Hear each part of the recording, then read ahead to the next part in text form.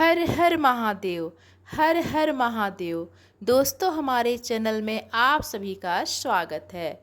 दोस्तों, आज हम नाग पंचमी कथा सुनेंगे। चलिए कथा शुरू करते हैं। प्राचीन काल में एक सेठ जी के 7 पुत्र थे। सातों के विवाह हो चुके थे। सबसे छोटे पुत्र की पत्नी श्रेष्ठ चरित्र की विदुषी और सुशील थी, परंतु उसके भाई नहीं था। एक दिन बड़ी बहू ने घर लीपने को पीली मिट्टी लाने के लिए सभी बहुओं के साथ चलने को कहा, तो सभी धलिया और खुरपी लेकर मिट्टी खोदने लगीं। तभी वहाँ एक सर्प निकला, जिसे बड़ी बहू खुरपी से मारने लगी। यह देखकर छोटी बहू उसे रोकते हुए कही, मत मारो इसे, यह बेचारा निरपराध है। यह सुनकर बड़ी बहू ने उसे नहीं मारा। तब सर्प एक ओर जा बैठा।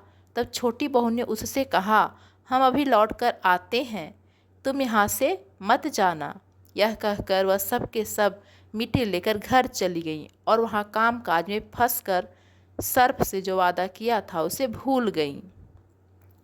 उससे दूसरे दिन वह बात याद आई तो सबको साथ लेकर वहाँ पहुँची और सर्प को उस स्थान पर बैठा देखकर बोली, सर्प भैया नमस्कार।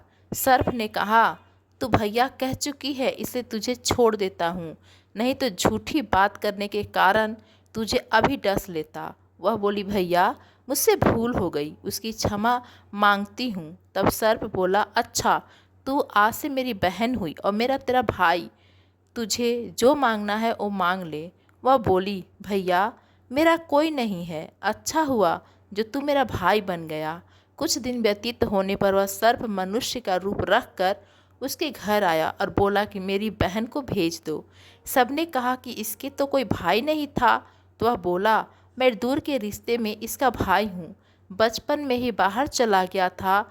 उसके विश्वास दिलाने पर घर के लोगों ने छोटी को उसके साथ भेज दिया। उसने मार्ग में बताया कि मैं वही सर्प हूँ, इसलिए तू डरना नहीं और जहाँ चलने में कठिनाई हो वहाँ मेरी पूँछ पकड़ लेना।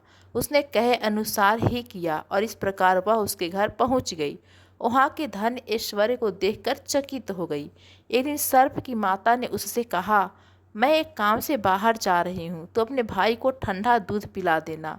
उसे यह बात ध्यान न रही और उससे गर्म दूध पिला दिया, जिसमें उसका मुंह बेहतर जल गया।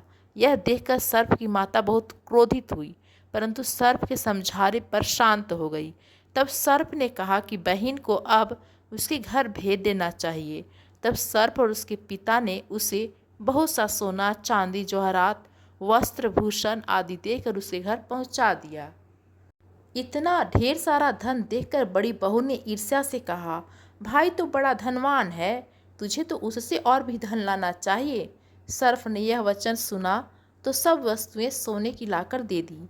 यह देखकर बड़ी बहू ने कहा, इन्हें झाड़ने की झाड़ू भी सोने की होनी चाहिए।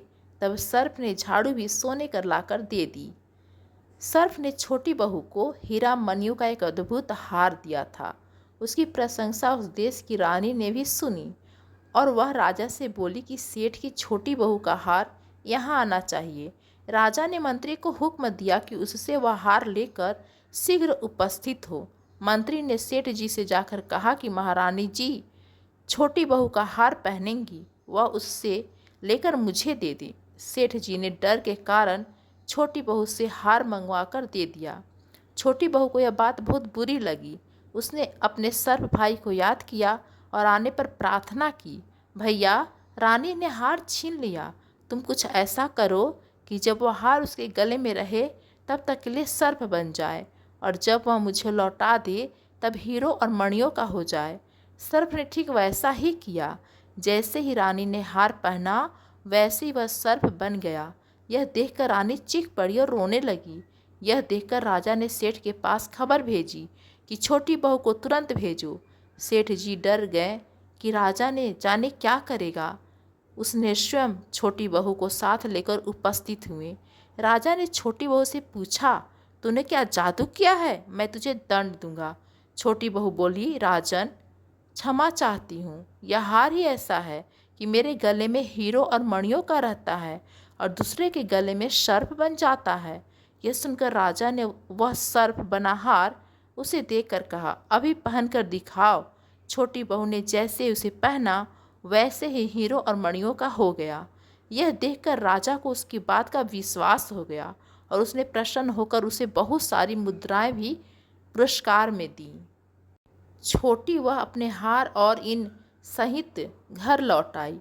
उसके धन को देखकर बड़ी बहू ने ईर्ष्या के कारण उसके पति को सिखाया कि छोटू बहू के पास कहीं से धन आया है। यह सुनकर उसके पति ने अपनी पत्नी को बुलाकर कहा, ठीक ठीक बता कि यह धन तुझे कौन देता है। तब वह सर्प को याद करने लगी। तब उसी समय सर्प ने प्रकट होकर कहा, यदि मेरी धर्म बहन के आचरण पर संदेह प्रकट करेगा तो मैं उसे खा लूँगा। यह सुनकर छोटी बहू का पति बहुत प्रसन्न हुआ और उसने सर्प देवता का बड़ा सत्कार किया। उसी दिन से नाग पंचमी का त्यौहार मनाया जाता है और स्त्रियां सर्प को भाई मानकर उसकी पूजा करती हैं। दोस्तों, आगे जानेंगे कौन से वे 5 प्रमुख नाग हैं जिनके लिए नाग पंचमी मनाई जाती है। चलिए जानते हैं। पहला है शेषनाग। दोस्तों, आप सभी ने सुना है शेषनाग के बारे में। कहा जाता है कि इन्हीं के फन पर धरती टिकी हुई है। यह पाताल लोक में ही रहते हैं। चित्रों में अक्सर हिंदू देवता भगवान विष्णु को शेषनाग पर लेटे हुए चित्रित किया गया है। दरअसल शेषनाग भगवान विष्णु के सेवक हैं। मान्यता है कि शेषनाग के 1000 मस्तक है। इनका कहीं अंत नहीं है, इसलिए इन्हें अनंत भी कहा गया है। शेष को ही अनंत कहा जाता है। ये कश्यप ऋषि की पत्नी कद्रु के बेटों में सबसे पराक्रमी और प्रथम नागराज थे। कश्मीर के अनंतनाग जिला इनका गढ़ था। ऋषि कश्यप की पत्नी कद्रु के हजारों पुत्रों में सबसे बड़े और सबसे पराक्रमी शेषनाग ही थे। उनकी सांसारिक विरक्त का कारण उनकी माँ, भाई और उनकी सौतेली माता बिनता और गरुड़ थे, जिसमें आपसी द्वेष था। उन्होंने अपनी छली माँ और भाइयों का साथ छोड़कर गंधमादन पर्वत पर तपस्या करने को ही श्रेष्ठ माना। ब्रह्मा ने प्रसन्न होकर उन्हें वरदान दिया और उन्हें पाताल लोक का राजा बना दिया।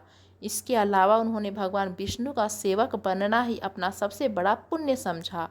शेषनाग की पृथ्वी के नीचे जाते ही अर्थात जल लोक में जाते ही उनके स्थान पर उनके छोटे भाई वासुकी का राज तिलक करा दिया गया। दूसरा नाग देवता है वासुकी। दोस्तों, शेषनाग के भाई वासुकी को भगवान शिव के सेवक थे। नागों के दूसरे राजा वासुकी का इलाका कैलाश पर्वत के आसपास का क्षेत्र था। पुराणों के अनुसार वासुकी नाग अत्यंत ही विशाल और लंबे शरीर वाले माने जाते हैं। समुद्र मंथन के दौरान देव और दानों ने मंत्रांचल पर्वत को मथनी तथा वासुकी को ही रस्सी बनाया था। त्रिपुरदाह के समय वह शिव के धनुष की डोर बने थे। वासुकी को भविष्य ज्ञात था कि आने वाले समय में नाग कुल का नाश किया जाएगा। ऐसे में उन्होंने नाग वंश को बचाने के लिए उनकी बहन का विवाह जरत्कारु से कर दिया था, क्योंकि वे जानते थे कि उनका पुत्र ही नागों के वंश को बचा सकता है।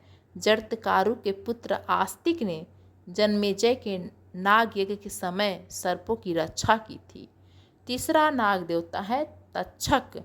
8 प्रमुख नागों में से एक कद्रु के पुत्र तक्षक भी पाताल में निवास करते हैं। पाश्चात्य इतिहासकारों के अनुसार दक्षक नाम की एक जाति थी जिसका जातीय चिन्ह सर्प था। उनका राजा परीक्षित के साथ भयंकर युद्ध हुआ था जिसमें परीक्षित मारे गए थे। तब उनके पुत्र जन्मेजय ने तक्षकों के साथ युद्ध कर उन्हें परास्त कर दिया था। हालांकि पुराणकारों ने नागों के इतिहास को मिथक बनाकर उन्हें नाग ही घोषित कर दिया। तक्षक ने समीक मुनि के श्राप के आधार पर राजा परीक्षित को डस लिया था। उसके बाद राजा परीक्षित के पुत्र जन्मेजय ने नाग जाति का नाश करने के लिए नाग यज्ञ करवाया था। कहा जाता है कि तक्षक का राज तक्षशिला में था। समुद्र के भीतर तक्षक नाम का एक नाग पाया जाता है जिसकी लंबाई लगभग 22 फुट की होती है और वह इतनी तेज गति से चलता है कि उसे कैमरे में कैद कर पाना मुश्किल है। यह सबसे भयानक सर्प होता है। चौथे नंबर पर है करकोटक और एरावत नागकुल का इलाका पंजाब की इरावती नदी के आसपास माना गया है। करकोटक शिव के एक गण और नागों के राजा थे। नारद के श्राप से वे एक अग्नि में पड़े थे, लेकिन नल ने उन्हें बचाया और करकोटक ने नल को ही डस लिया, जिससे राजा नल का रंग काला पड़ गया। लेकिन यह भी एक श्राप के चलते ही हुआ। तब राजा नल को करकोटक वरदान देकर अंतर्ध्यान हो गए। शिव जी की स्तुति के कारण करकोटक जन्मेजय के नाग यज्ञ से बच निकले थे और उज्जैन में उन्होंने शिव की घोर तपस्या की थी। करकोटेश्वर का एक प्राचीन उपेक्षित मंदिर आज भी 24 खंबा देवी के पास कोट मोहल्ले में है। हालांकि वर्तमान में करकोटेश्वर मंदिर माता हरिसिद्धि के प्रांगण में है। 5वां है पद। दोस्तों, पद नागों का गोमती नदी के पास के नेमिस नामक क्षेत्र पर शासन था। बाद में ये मणिपुर में बस गए थे। असम के नागवंशी इन्हीं के वंश से हैं। दरअसल जन्मेजय के नाग यज्ञ से भयभीत होकर शेषनाग हिमालय पर कंबल नाग ब्रह्मा जी के लोक में, शंखचूर्ण मणिपुर राज्य में, कलिया नाग यमुना में, धृतराष्ट्र नाग प्रयाग में, यलापत्र ब्रह्मलोक में, करकोटक महाकाल वन और अन्य कुरुक्षेत्र में तप करने चले गए थे। उपरोक्त के अलावा महापद, शंख, कुलिक, नल, करवधा, फणिनाग, भोगिन, सदाचंद्र, धनधर्मा, भूतनंदी, शिशुनंदिया, यशनंदी, तनक, तुस्त, एरावत, धृतराष्ट्र, अहि, मणिभद्र, अलापत्र, कंबल, अंस्तर, धनंजय, कालिया, शौफू, दौदीहा, काली, तख्तू, धूमल, फाहल, काना, कुलिका, सरकोटा इत्यादि नाम के नागवंश मिलते हैं। कुछ पुराणों के अनुसार नागों के प्रमुख 5 कुल थे: अनंत, वासुकी, तक्षक, करकोटक और पिंगला। कुछ पुराणों के अनुसार नागों के 8 कुल क्रमशः इस प्रकार हैं: वासुकी, तक्षक, कुल्लक, करकोटक, पद, शंख, चूड़, महापद और धनंजय। दोस्तों, अग्नि पुराण में 80 प्रकार के नाग कुलों का वर्णन है, जिसमें वासुकी, तक्षक, पद, महापद प्रसिद्ध हैं। शोधकर्ताओं के अनुसार नागों का पृथक नागलोक पुराणों में बताया गया है। अनादिकाल से ही नागों का अस्तित्व देवी देवताओं के साथ वर्णित है। जैन बौद्ध देवताओं के सिर पर भी शेष छत्र होता था। असम, नागालैंड, मणिपुर, केरल और आंध्र प्रदेश में नागा जातियों का वर्चस्व रहा है। दोस्तों, कैसी लगी आप सभी को यह जानकारी कमेंट्स करके ज़रूर बताएं। यदि पसंद आया हो तो हमारे चैनल को like, comment, share and subscribe जरूर करें। धन्यवाद दोस्तों। सभी को नाग पंचमी की बहुत बहुत बधाई। धन्यवाद।